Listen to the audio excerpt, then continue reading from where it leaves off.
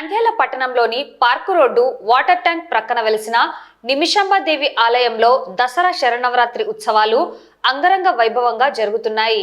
ఆర్య క్షత్రియ చిత్తారి సంఘం వారి ఆధ్వర్యంలో గత 10 సంవత్సరాల నుండి దసరా శరన్నవరాత్రి మహోత్సవాలు ఘనంగా నిర్వహిస్తున్నారు.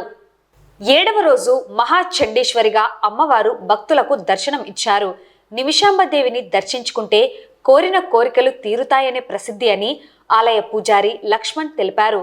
దసరా శరన్నవరాత్రి మహోత్సవాల సందర్భంగా ప్రతిరోజు ఆలయంలో ఉదయం సాయంత్రం మహిళలచే సామూహిక కుంకుమార్చన, సాయంత్రం పల్లకి సేవ జరుగుతున్నది.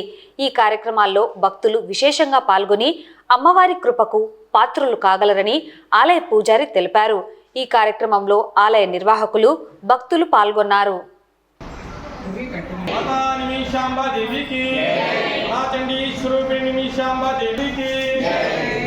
స్థానిక నంద్యాల మహాపట్నంలో పార్కు రోడ్డులో వెలసి ఉన్నటువంటి శ్రీ నిమిషాంబాదేవి సన్నిధానంలో మరి దేవి శరన్నవరాత్రులలో భాగంగా నేటికి 7వ రోజు పూజా కార్యక్రమం, పూజా కార్యక్రమం పూజలు మరి పూర్తి ఉన్నవి.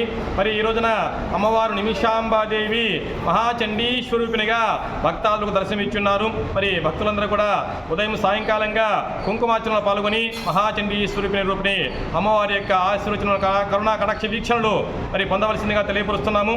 ఉదయం సాయంత్రంగా 2 పూజా కార్యక్రమం ఉంటాయి. స్థానిక నంద్యాల మహాపట్న వాసవులందరికీ కూడా విజ్ఞప్తి, మన నంద్యాల మహాపట్నంలో మరి అమ్మవారు నిమిషాంబాదేవి కొలువై ఉన్నారు. అమ్మవారు వచ్చేసి మరి మనము ఏదైనా సరే ధర్మబద్ధమైన కోరిక కోరుకున్నట్లయితే ఆ కోరికలన్నీ కూడా శీఘ్రంగా మరి ఒక క్షణంలో నెరవేరుస్తుందని చెప్పేసి అమ్మవారికి నిమిషాంబాదేవి అని చెప్పేసి పేరు వచ్చినది. అందువల్ల ప్రతి భక్తాదులు కూడా మీ యొక్క ధర్మబద్ధమైన కోరికలన్నీ కూడా కోరుకుంటూ మరి అమ్మవారికి మరి 16 ప్రదక్షిణలు చేసి మన కోరికను కోరుకున్నట్లయితే ఆ యొక్క అమ్మవారు మరి శీఘ్రంగా మన యొక్క కోరికలన్నీ కూడా నెరవేరుస్తుంది. ఆ తర్వాత మీ భక్తి మేరకు, శక్తి మేరకు అమ్మవారికి ఒడిబియ్యం కార్యక్రమం కానీ, చీరాసారి కార్యక్రమం కానీ చేయించుకుని 108 ప్రదక్షిణలు చేయవలసిందిగా తెలియపరుస్తున్నాము. ఆ విధంగా భక్తాదులందరూ కూడా ఇప్పటి వరకు కూడా చాలామంది చేసి ఉన్నారు. వారందరూ కూడా ఆలయంకి వచ్చి చెప్పి ఉన్నారు.